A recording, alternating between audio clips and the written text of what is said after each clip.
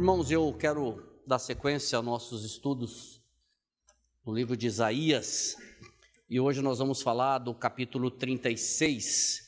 Quero que você abra sua Bíblia aí, acesse o seu aplicativo no capítulo 36 de Isaías.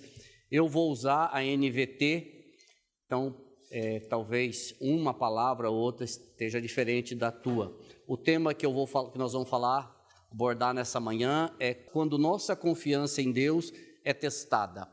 Eu acho que se eu pedir para todos nós levantarmos as mãos aqui, ou a mão de quem já passou por isso, ou tem passado por isso, acho que todos nós levantamos as mãos. Que a nossa confiança em Deus é testada diante de todas as circunstâncias, todos os problemas, dificuldades, e é isso que nós vamos ver aqui no capítulo 36. Se você leu, o irmão Gabriel trouxe aqui, 2 Reis 18, 2 Reis 18, na realidade, é uma cópia do capítulo 36 de Isaías. É ali, a comparação dos textos é muito maravilhosa. E o capítulo 36, para nós entendermos um pouco, a maioria dos pregadores, eles pregam o 36 e o 37 juntos. Por quê? Porque o 36 é a afronta de Senaqueribe, na pessoa de um cidadão, de um comandante chamado Rabsaque, é a afronta de Senaqueribe ao rei de Isaías, a Judá, na realidade, onde Ezequias é o rei. O 36 é isso, então, Senaqueribe afrontando Ezequias na pessoa de Rabsaque. E o 37 é a ação do Senhor. 37 é a resposta de Deus com relação a esta afronta. Ou seja, o 36 mostra Senaqueribe com toda a sua prepotência, a sua arrogância, o seu desrespeito às nações e o seu desrespeito ao Deus de Judá, ao Deus de Ezequias. E nós temos ali, de um lado, esse arrogante rei com o seu exército que representa o mundo, e de outro lado nós temos Judá, que o remanescente de Judá, porque ele já estava sendo invadido há muito tempo, o remanescente de Judá com seu minúsculo exército, sem forças bélicas, sem potência para confrontar o exército assírio, porém, do lado de Judá existia uma força que era o Deus, que é o Deus de Judá. Nós vamos estudar isso também. E o texto ele é histórico e ele traz para nós, demonstra para nós esse texto, nós vamos ver no decorrer dele, que Deus Todo-Poderoso, ele era, é e sempre será o Deus do universo. Que diante desse Deus poderoso não há outro grande rei. O Senaqueribe, ele se autodenomina o grande rei. Então a gente tem um grande rei mundano contra o rei do universo. Aí nós vamos ver quem que ganha essa batalha. Se eu posso dizer que o grande rei assírio poderia fazer frente a alguma coisa do grande rei do Senhor. Porque o rei Senaqueribe, ele zomba do Senhor. E se nós olharmos só, não precisa abrir, eu também não citei aqui, lembro do Salmo 2, onde o Senhor diz que ele ri daqueles que zombam dele. Ou seja, zombar do Senhor causa gargalhadas no Senhor. Ele diz que o Senhor ri daqueles que zombam dele. Eu não vou ler o texto de uma vez, vou ler na sequência do estudo, e eu vou ler agora Isaías 36, de 1 a 3. Então o tema é quando nossa confiança em Deus é testada. Isaías 36, de 1 a 3, diz assim: No 14º ano do reinado de Ezequias, Senaqueribe, rei da Síria, atacou as cidades fortificadas de Judá e as conquistou. Então o rei da Síria enviou de Laquis seu comandante em chefe. Algumas traduções vai trazer o nome de Rabsaque, junto com um grande exército para confrontar o rei Ezequias em Jerusalém. Os assírios se posicionaram ao lado do arqueduto que abastece o tanque superior, perto do caminho para o campo onde se lava a roupa. Estes são os oficiais que saíram ao encontro deles: Eliaquim, filho de Hilquias, o administrador do palácio; Sebna, o secretário da corte; e Joá, filho de Asaf, o historiador do reino.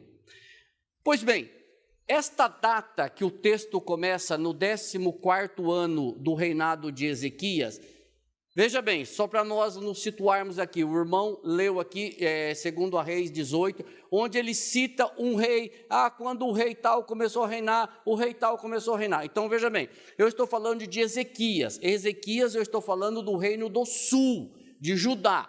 O reino do norte, a capital era Samaria. Neste período aqui, nesta época, Samaria já tinha sido conquistada e deportada pelos assírios. Então, aqui resta-nos apenas o reino do sul. Quando eu falar de Ezequias aqui, lembre-se que eu estou falando do reino do sul, estou falando de Jerusalém. Quando eu falo Jerusalém, Judá, Ezequias, reino do sul, eu estou falando da mesma coisa. Da mesma coisa, tá? Às vezes vem Jerusalém, às vezes vem Judá, que a capital de Judá é um estado, vamos dizer assim, a capital é Jerusalém, e Ezequias era o rei de Judá, e porquanto a sua morada era em Jerusalém. E essa data, ela é bastante importante, por quê? Porque ela não deixa os eventos no vazio, ela não deixa um vácuo. Quando que aconteceu isso? Isso aconteceu na história, no 14º ano, ou seja, depois de 14 anos que ele estava reinando, o irmão leu aqui, quantos anos reinou Ezequias? Não vão saber? Vai ficar tudo ajoelhado no milho, entendeu? Ezequias reinou 29 anos, então praticamente no meio do reinado de Ezequias, ele passou por essa situação dramática, essa situação complicada de enfrentar Senaqueribe. E veja que o texto diz que Senaqueribe, ele já tinha conquistado quantas cidades? 46 cidades em Judá. Veja bem, esse rei assírio, ele já tinha devastado Judá, ele já tinha conquistado 46 cidades, e o texto deixa bem claro e específicos que eram cidades fortificadas, ou seja, naquela época as cidades eram todas muradas.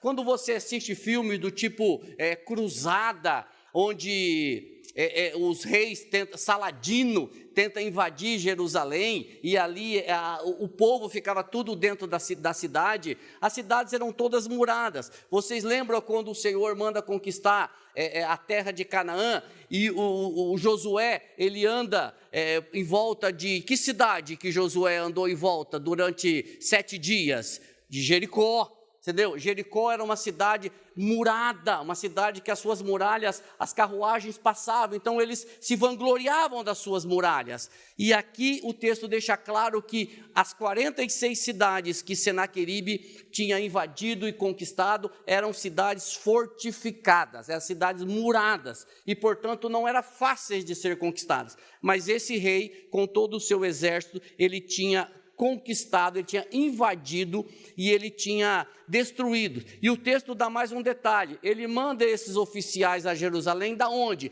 De Laquis. Laquis é uma cidade de Judá que tinha sido conquistada por ele. Então, só para nós entendermos, e qual era o objetivo de Senaqueribe, depois de conquistar 46 cidades de Judá? Faltava a capital, faltava a cidade do rei Davi, faltava a cidade onde o templo estava, faltava justamente Jerusalém. E o objetivo dele era invadir Jerusalém. E ele envia esse comandante, talvez o copeiro-mor, um assistente, os teólogos não chegam numa conclusão de quem era, mas o nome dele, a Bíblia chama de Rabsaqué. Ele envia esse homem com uma mensagem arrogante do rei Senaqueribe para o rei Ezequias. E um detalhe, mais um detalhe para que nos chama a atenção. Onde é que os assírios se posicionaram? A Bíblia diz que eles estavam posicionados no arqueduto que abastece o tanque superior, água. Tá bom, mas que relevância tem isso, Flávio? Se você voltar para Isaías 7, você vai ver que nesse mesmo lugar Isaías chama o rei Acaz. Por quê? Porque na época não era a Assíria, mas a Síria se juntou com o reino do norte para invadir Judá. E neste mesmo local, o profeta Isaías chama Acaz, que era o rei na época, e diz para ele: confia no Senhor. Só que Acaz, que era um rei incrédulo, ele não confiou no Senhor e foi buscar ajuda em outras nações. E agora os assírios, que é justamente quem Acaz buscava ajuda, agora se posiciona no mesmo lugar para afrontar Jerusalém. Só um detalhe, mera coincidência. Não, não é mera coincidência, é a palavra do Senhor sendo enfatizada. E certamente, irmãos, a confiança de Senaqueribe estava muito alta. E aqui eu quero fazer uma ressalva. Qual é a palavra que nós estamos trazendo de Isaías 1 até Isaías 36? Confiança. Confiança em quem? Qual é a mensagem de Isaías a todo o povo de Judá? Qual é a mensagem de Isaías a todos os reis? Confia no Senhor. Entrega ao Senhor, busque no Senhor que Ele vai nos livrar. E aqui justamente isso, este rei Senaqueribe, ele estava numa confiança altíssima, afinal de contas 46 cidades já tinham caído diante dele. E ele manda esse comandante levar uma mensagem para Ezequias. E qual é a mensagem arrogante, prepotente, blasfema que ele manda para Ezequias? Nós vamos ver do versículo 4 até o versículo 7, que diz assim: o porta-voz do rei assírio mandou que transmitisse esta mensagem a Ezequias. Olha a mensagem. Assim diz o grande rei da Síria. Toda humildade passou longe dele. Em que você confia, Ezequias, que lhe dá tanta segurança? Pensa que meras palavras podem substituir experiência e força militar? Com quem você conta para se rebelar contra mim? Pensa bem, o mensageiro de Senaqueribe está mandando para Ezequias. Você conta com quem? Com o Egito? Se você se apoiar no Egito, ele será como um junco que se quebra sob o seu peso e perfura sua mão. O faraó, rei do Egito, não é digno de confiança nenhuma. Talvez vocês digam: confiamos no Senhor, nosso Deus. Não foi a ele que Ezequias insultou? Ezequias não destruiu os santuários e altares dele e obrigou todos em Judá e Jerusalém a adorarem somente o altar em Jerusalém? Veja os argumentos dele. Irmãos, fica bem claro que o porta-voz do rei assírio, ele tinha a intenção de algumas coisas aqui. Primeiro, desmoralizar Judá. Desmoralizar o rei, o exército e o povo de Judá. Mexer com a confiança do rei e do seu povo. Ele tinha outra intenção, que era desconsiderar as estratégias de guerra do exército de Judá. Quando ele diz assim: pensas que meras palavras podem substituir experiência e força militar? Ou seja, olha para a nossa força, olha para a força militar, para o poder bélico dos assírios e olha para o seu exército. Você acha que só conversa vai ser suficiente para derrotar vocês? E eles acusavam Judá de falar demais. Vocês falam demais e vocês agem pouco. E ainda eles acusavam Judá de confiar em quem não merecia ser confiado. De quem que eles estão falando? Do Egito. E aí eu vou dizer uma coisa para vocês. Aí eles estavam certos.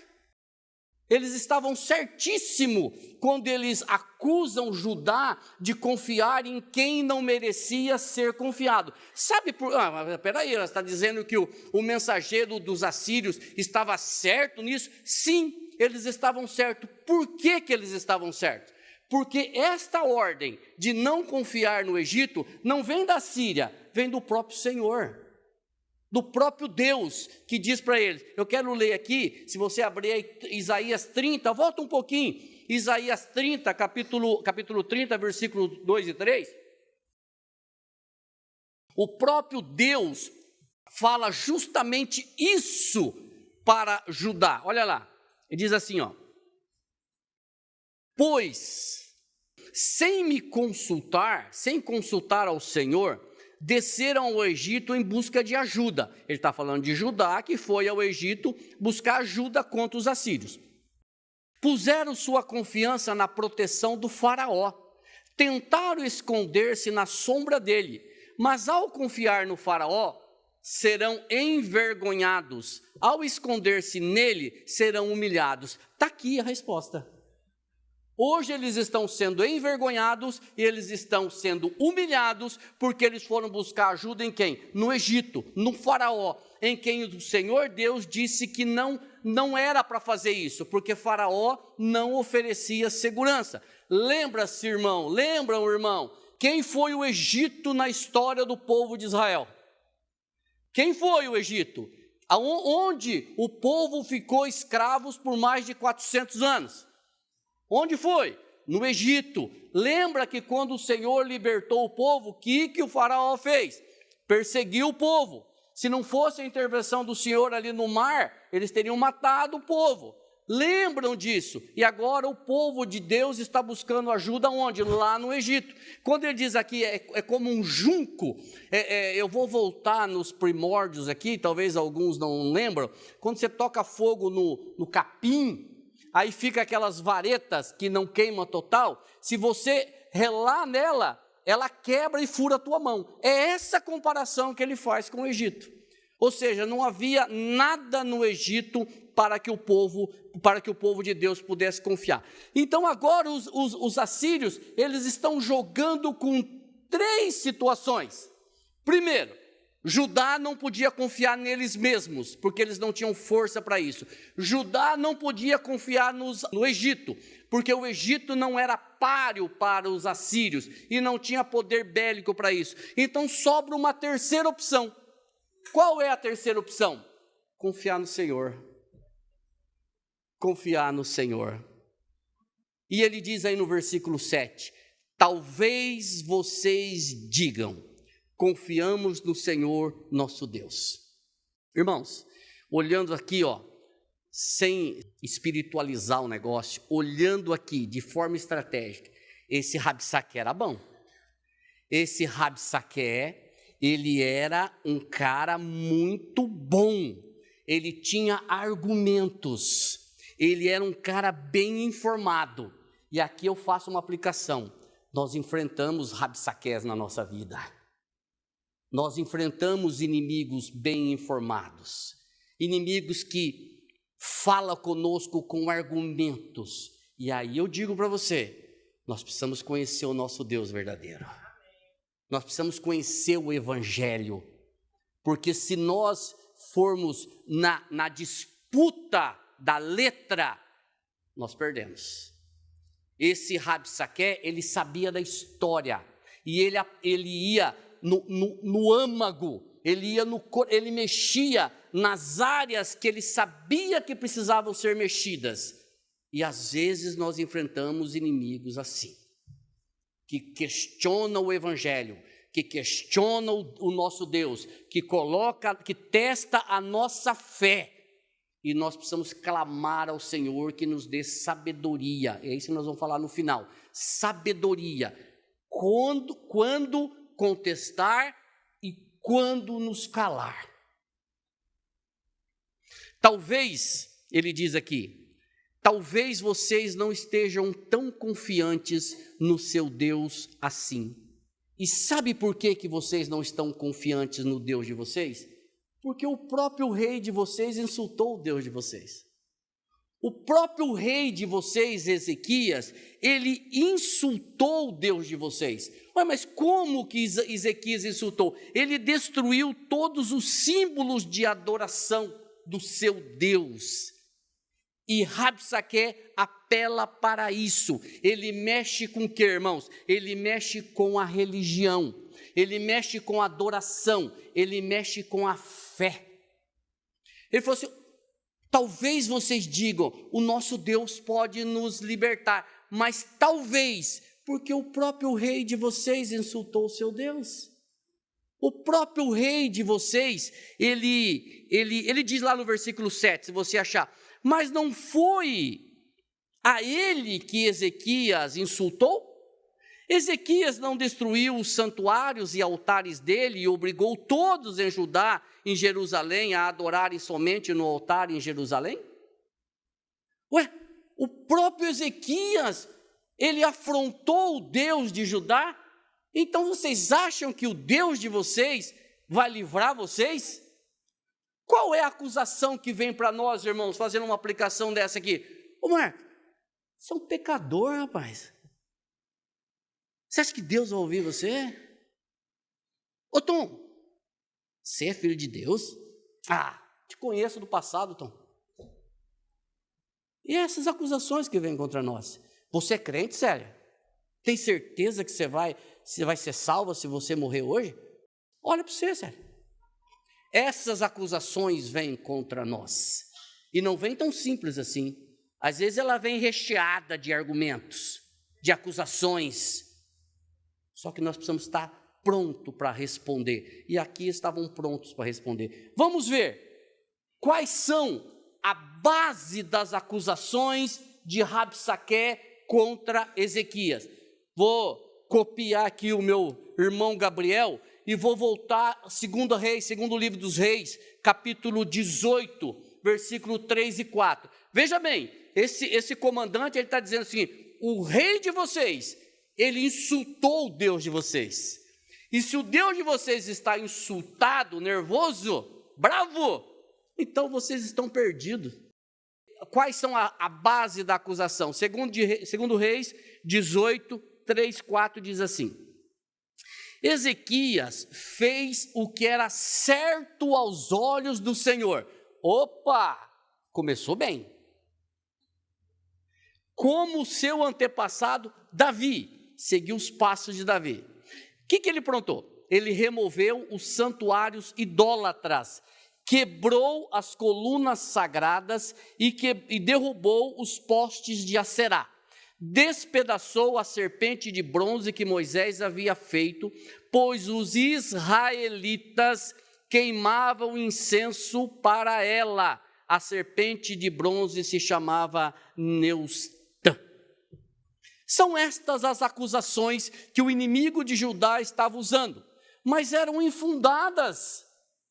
Possivelmente, muitos idólatras de Judá, vocês não pensam que todos de Judá eram crentes, muitos idólatras de Judá que adoravam essas imagens, que queimavam incenso, porque a Bíblia diz que eles faziam isso, que queimavam incenso a Neustã, ficaram bravos, ficaram nervosos com a atuação de Ezequias. Mas Ezequias, como diz o texto, ele fez o que era reto aos olhos do Senhor.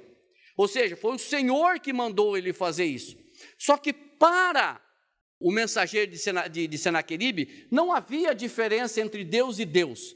Para ele, todo mundo era Deus. Para ele, todos os ídolos eram deuses. E a destruição destes ídolos por Ezequias caracterizava um insulto. Olha o que ele diz lá: o Deus de Judá estava indignado com a atitude de Ezequias.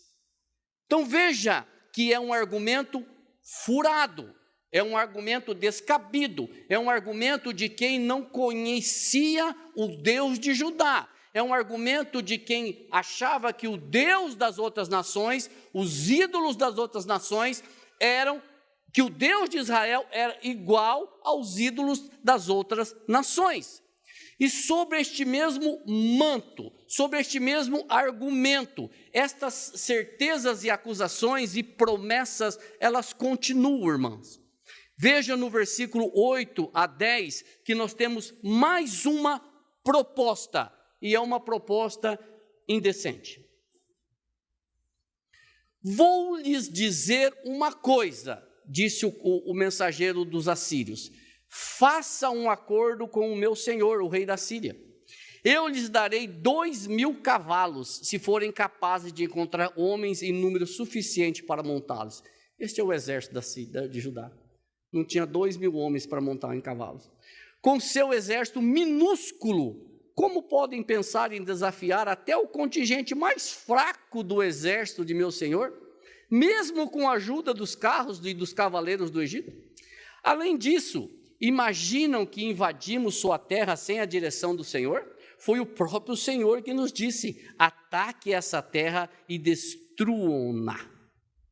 Esta proposta é de uma visão natural, é uma proposta interessante, porque ela poupa vidas, ela não tem guerra e ela salva muita coisa sobre uma visão natural.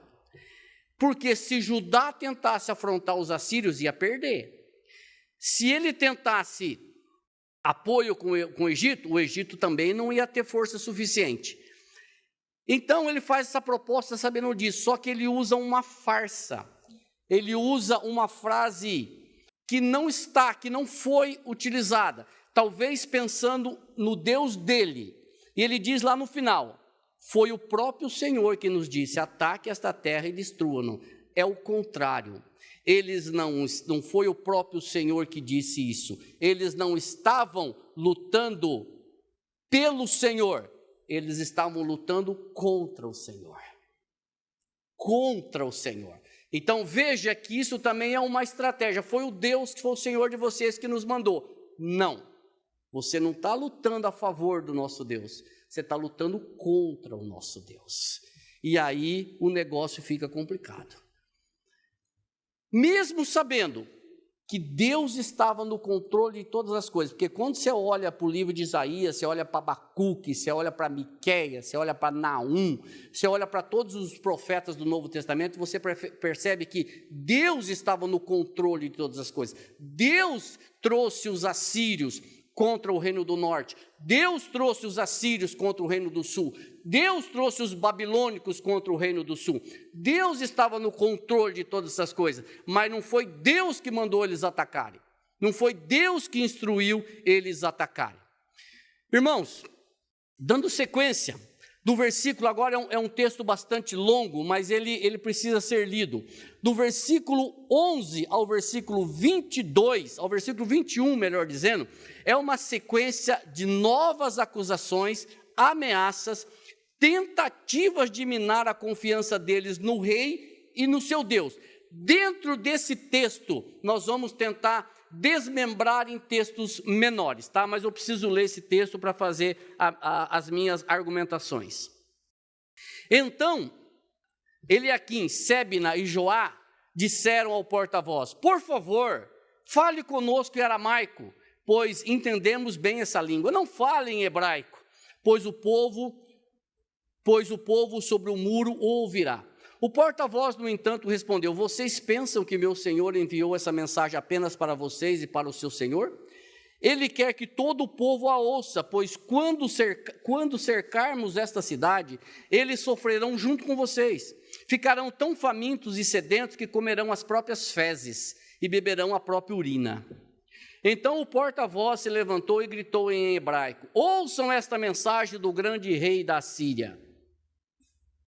Assim diz o rei: não deixem que Ezequias os engane, ele jamais será capaz de livrá-los. Não deixem que ele os convença a confiar no Senhor, dizendo: certamente o Senhor nos livrará. Esta cidade jamais cairá nas mãos do rei da Síria. Não deem ouvidos a Ezequias. Estas são as condições que o rei da Síria oferece. Façam as pazes comigo, abram as portas e saiam. Então cada um de vocês continuará a comer de sua própria videira e de sua própria figueira e beber de seu próprio poço. Depois providenciarei que sejam levados a outra terra como esta, uma terra com cereais e vinho novo, com pão e vinhedo. Não deixem Ezequias enganá-los dizendo: o Senhor nos livrará. E aí vem a blasfêmia, aí vem o confronto. Acaso os deuses de alguma outra nação livraram o seu povo do rei da Síria? O que aconteceu aos deuses de Ramate e Arpade? E quanto aos deuses de Sevarfaim? Acaso algum deus livrou Samaria do meu poder? Qual dos deuses de qualquer nação foi capaz de livrar seu povo do meu poder? O que os faz pensar que o Senhor pode livrar Jerusalém de minhas mãos? Mas o povo permaneceu em silêncio e não disse uma palavra sequer, pois Ezequias havia ordenado: não lhes respondam, não lhe respondam. O texto ele é bastante explicativo, mas eu quero fazer um desmembramento aqui para nós tentarmos entender algumas coisas. Primeiro, os emissários de Ezequias, eles queriam que o nível da conversa, era uma conversa de guerra, eles queriam que o nível da conversa ficasse no nível de Estado, ficasse só entre os líderes. O povo, que você prestou atenção aqui, o povo estava tudo sentado no muro, tudo torcendo, né? O povo estava tudo lá. E os três aqui, Eliaquim, Sebna e Joá, eles falaram o seguinte: fala em aramaico. Nós entendemos aramaico, não fala em hebraico. Hebraico era a língua que o povo entendia. Fale só em aramaico para que o povo não participe. Mas foi um tiro na ponta do dedão, porque o emissário de Senaqueribe, aí ele falou mais alto ainda. Aí ele falou para todo o povo, porque eu disse: essa mensagem não é só para vocês, porque o rei é para todo o povo. E aí, irmãos, olha a acusação. Quando nós cercarmos essa cidade, vocês vão comer fezes e beber urina. Irmãos, pensa na situação. Imagina a situação. Você não tem exército, você não tem força, você não tem poder, força bélica, exército para isso. O inimigo está ali com poder. Ele fala assim, ó: o menor general do exército da Síria derrota vocês com facilidade. O menor. O que você faz? Aí vem um cidadão e diz assim, ó: quando nós cercarmos essa cidade, a situação vai ficar complicada para vocês. Vocês vão comer fezes e vocês vão beber urina. Hoje, nós falamos isso. Volta na história.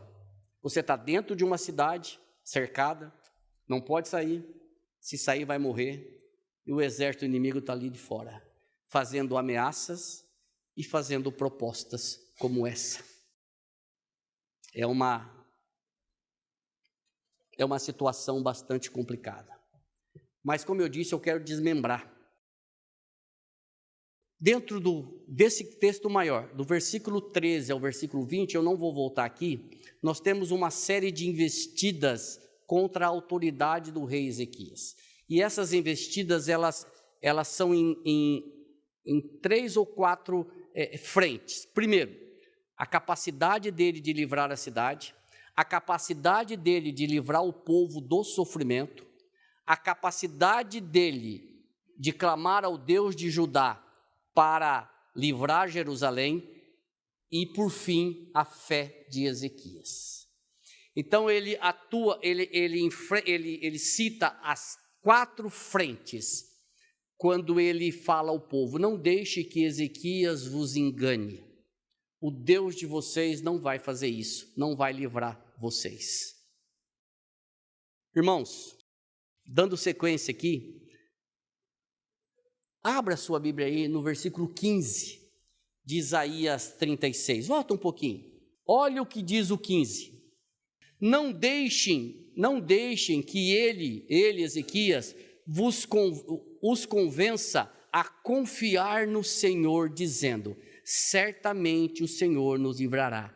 Esta cidade jamais cairá nas mãos do rei da Síria. Aqui é o título da minha mensagem: a fé do povo estava sendo testada. Aqui ele tenta desestabilizar a confiança do povo em Deus, achando que o Deus de Judá, o Deus de Jerusalém, o Deus de Ezequias, ele era fraco, ele não tinha força suficiente para livrar. A questão da dúvida é muito forte. Certamente o Senhor nos livrará. A questão da dúvida é forte demais aqui nessa questão. Ele diz assim: não deixem que ele os convença a confiar no Senhor, dizendo: certamente o Senhor nos livrará. Lembra que ele falou lá atrás? Talvez vocês digam: o Senhor nos livrará. Não deixem que Ezequias coloque no coração de vocês esta certeza de que o Senhor nos livrará. Porque quando nós cercarmos a cidade, vocês vão comer fezes e vão beber urina. Irmãos, veja a situação. Imaginem a situação. E quantas vezes o nosso inimigo, ele desenvolve estratégias que nos leva a titubear. Senhor, será que eu sou filho? Senhor, será que os meus pecados foram perdoados? Senhor, isso que está acontecendo comigo, Senhor, por que está acontecendo com isso? Por que eu estou passando, usando aqui o evangeliquez, por que eu estou passando por esse deserto, Senhor? Por que eu estou passando por essa situação? Senhor, faz um ano. Senhor, por que aconteceu essa enfermidade comigo? Por que aconteceu esse problema comigo? Senhor, por que a minha esposa está passando por isso? Por que o meu marido está passando? Por que o meu filho? Senhor, por que o meu filho? Percebe? Percebe, irmãos? Que são problemas diários, rotineiros, contínuos, que muitas vezes é o Senhor, mas muitas vezes o inimigo coloca para quê? Para testar a minha e a sua fé, para ver se nós continuamos firmes nos caminhos do Senhor. Só que o inimigo errou. O inimigo teve um erro fatal, irmãos. Um erro fatal. E qual foi o erro fatal deste inimigo? Blasfemar contra o Senhor. Ah, fião, aí você botou a mão no vespeiro. Aí você botou a mão no vespeiro. E do versículo 18 até o versículo 21, nós vamos ver que o mensageiro de Senaqueribe, na pessoa de Senaqueribe, na pessoa da Assíria, do exército assírio, ele blasfemou contra o Deus, ele desafiou o Deus de Judá. O que ele fez? Ele reduziu o Deus de Judá no mesmo nível, ao nível dos deuses, dos ídolos das outras nações. Ele pegou o Deus do universo e ele comparou ao ídolo do Deus da Síria, que eu não me recordo o nome do principal Deus da Síria, mas eles tinham um monte. Ele pegou o Deus Todo-Poderoso, Criador dos céus e da terra, o Senhor do universo, e disse o seguinte: o Deus de vocês é igual o Deus de Arpade, de Ramade, é o Deus de todas as cidades que nós conquistamos. Nenhum Deus foi suficiente para nos desafiar. Por que o de vocês vai ser? Dá uma olhada no que ele escreve de 18 a 20. Não deixem Ezequias enganá-lo dizendo: o Senhor nos livrará. Acaso os deuses de alguma outra nação livraram seu povo do rei da Síria? Olha o argumento. O que aconteceu aos deuses de Ramate e de Arpade? E quanto aos deuses de Efarvaim? Acaso algum Deus lhe... Olha o argumento aqui. Olha onde ele vai. Ele vai nos irmãos. Acaso algum Deus livrou Samaria do meu poder? Quem é Samaria, irmãos? Reino do Norte. Irmãos, 10 tribos de Israel, sob o comando de Jeroboão. Samaria tinha sido destruída por eles.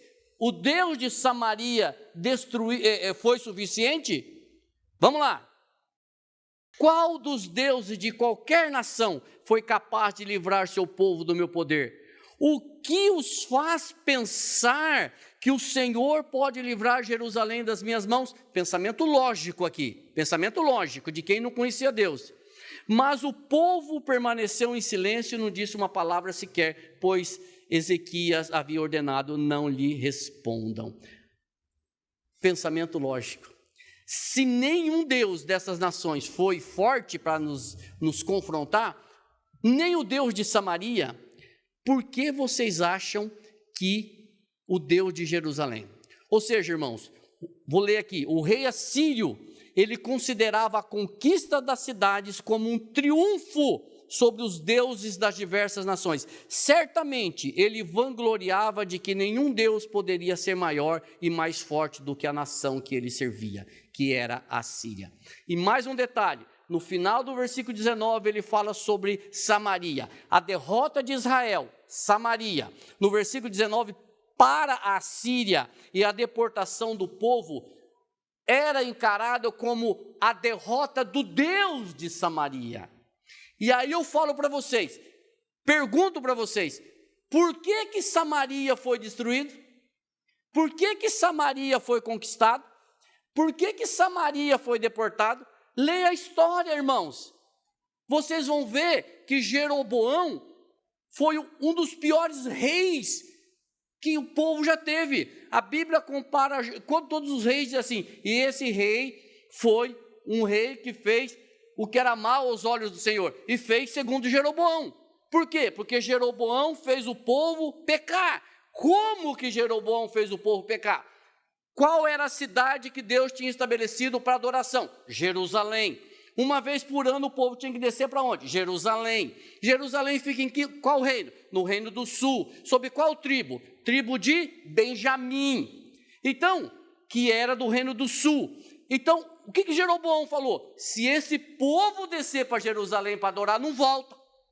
Então, o que ele fez? Ele colocou, além de Samaria, que era a capital política, ele estabeleceu mais 2 cidades religiosas, e ele colocou ídolos nessas cidades, deuses nessa cidade, e ele disse para o povo, adorem aqui, não precisa ir para Jerusalém, adorem aqui, é a mesma coisa, e por isso que a Bíblia diz que Jeroboão fez o povo de Israel pecar. E aí, se você voltar, se você prestou atenção na leitura do Gabriel aqui, segundo a Reis, você vai ver que o que Samaria fez, por que Samaria foi deportado, por que Samaria foi conquistado. Diz lá, não ouviram a voz do Senhor e violaram a sua aliança. Para Senaqueribe, para Rabsaque, foi o Deus de Samaria que foi vencido. Só que o Deus de Samaria sabia muito bem que o povo tinha abandonado ele. Tinha violado as suas leis e não estavam mais olhando para ele. Então, irmãos, se Samaria caiu, Jerusalém também cairá? Esta resposta eu vou te dar no próximo estudo. Não vai aparecer aqui cenas dos próximos capítulos não, tá? Mas a resposta, se Samaria caiu, se Samaria foi derrotada, Jerusalém também será? Não perca. Cadê? Irmãos, eu termino lembrando das 2 posturas, versículo 21, versículo 22. 2 posturas. Uma do povo e uma de Eliaquim, Sebna e Joá. 2 posturas. Primeiro, 21 aqui.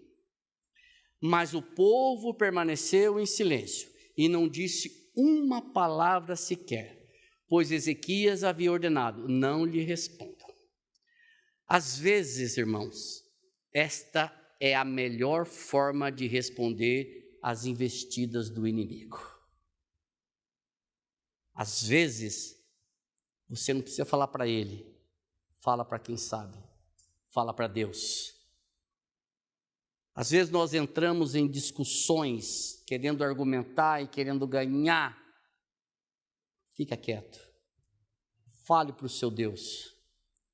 E a segunda postura é no 22.